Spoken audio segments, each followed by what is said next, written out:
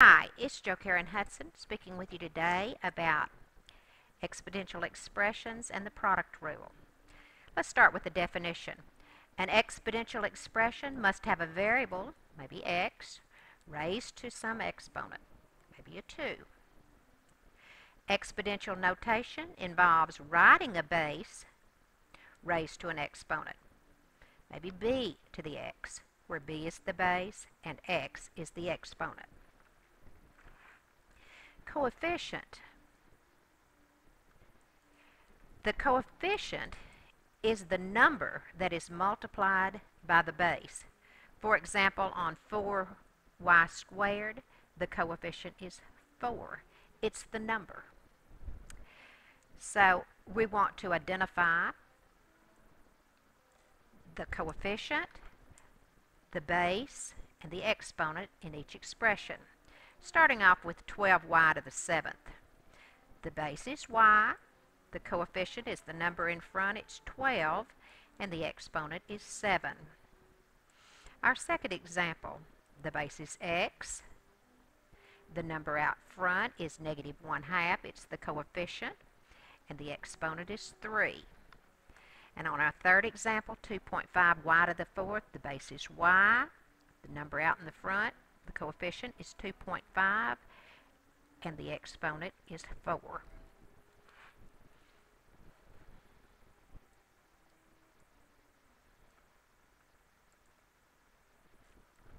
Okay, write an expression in exponential notation. So we have 3 times 3 times 3 times 3 times 3. In other words, 3 is the base, and it is used 1, 2, 3, 4, 5 times. Our second example, negative 5x is the base, and the base is used as a factor 1, 2, 3, 4 times.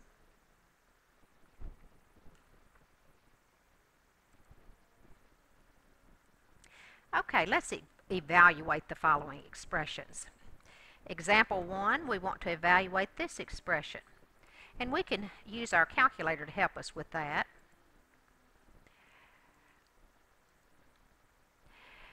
We want to type it in exactly as it is in the problem, negative 2, parenthesis, raised to the 4th, and that turns out to be 16. Negative 2 raised to the 4th turns out to be 16. Now, our second example does not have the parenthesis, and I want you to see what a difference that makes. It does make a difference when it doesn't have the parenthesis.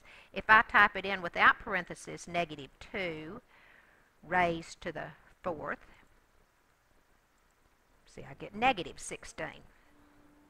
You have to be careful to type the problem in exactly as it was written. Exactly as it was written.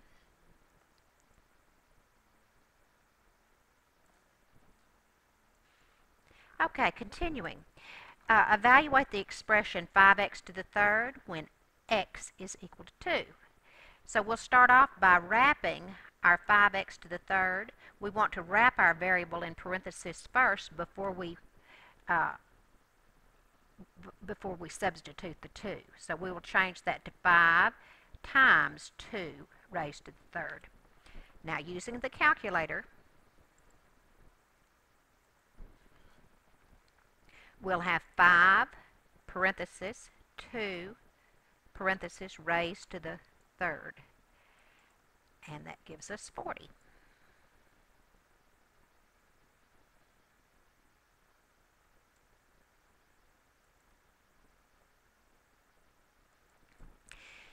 Now let's look at it when we do 5x to the 3rd and we substitute in a negative number. Let's see what difference that makes. So we're going to write down our 5x to the 3rd.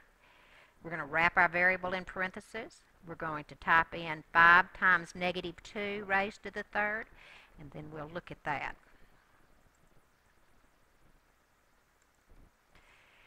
So we have 5 parentheses times negative 2 raised to the 3rd. This one gives us negative 40. So I'm trying to emphasize the importance of typing it in exactly the right way. This one gives us negative 40. Okay.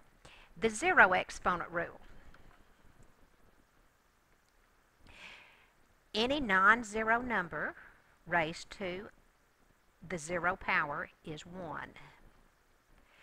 Example 1, negative 5 raised to the zero power. Now notice that this one is in parentheses.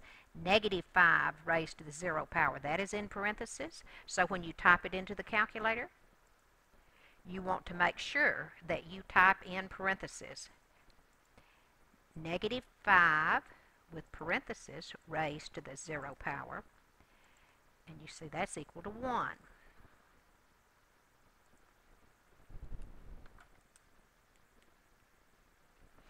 Fourteen to the zero power. 14 to the zero power. Let's type in. Now let's type it in exactly as it's written. Don't add anything that's not there. 14 raised to the zero, that's also equal to 1.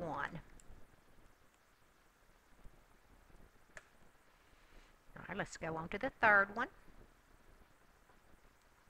Negative 6 raised to the zero. Negative 6 raised to the zero. Typing it in exactly as it's written, and that's negative 1.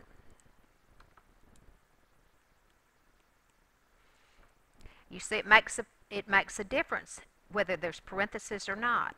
On this particular one, you see there was parentheses on example 1 and there were not parentheses on example 3. It gives you a different answer, and that is because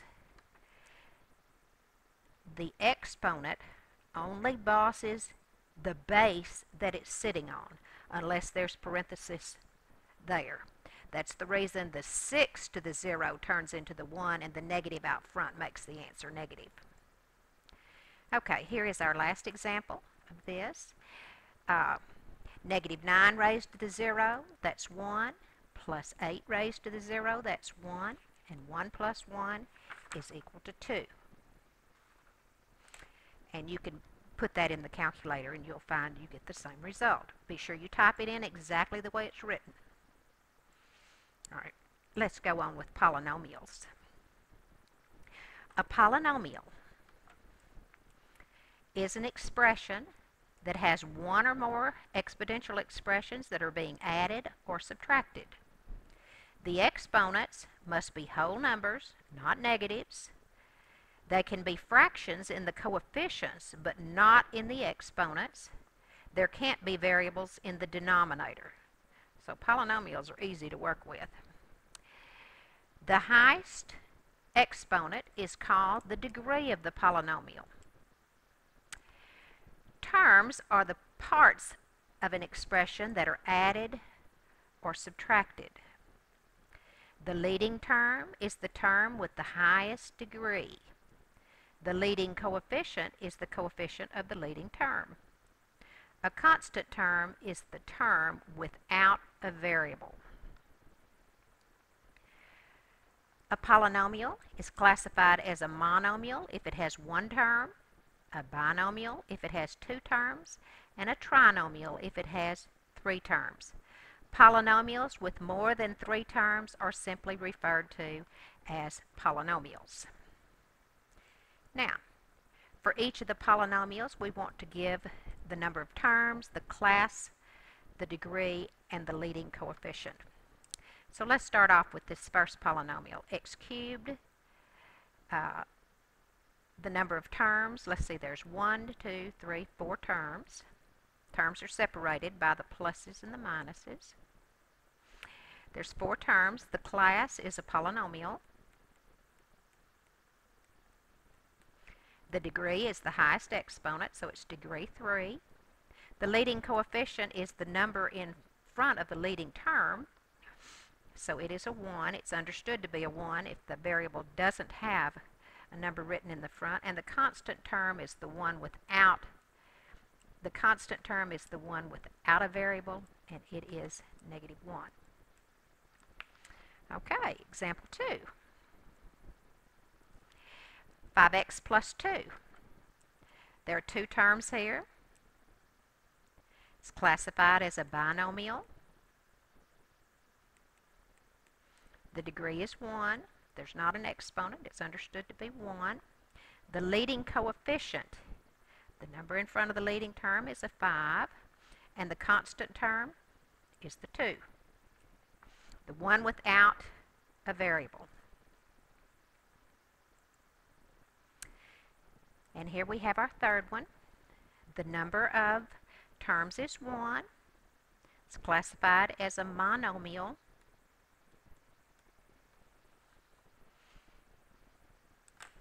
The degree is 0. There's not an x on it showing, so it's like having x to the 0. The leading coefficient is 7, and the constant term is 7. Okay, that ends this video. It's Jo Karen Hudson speaking. Thank you, and have a wonderful day.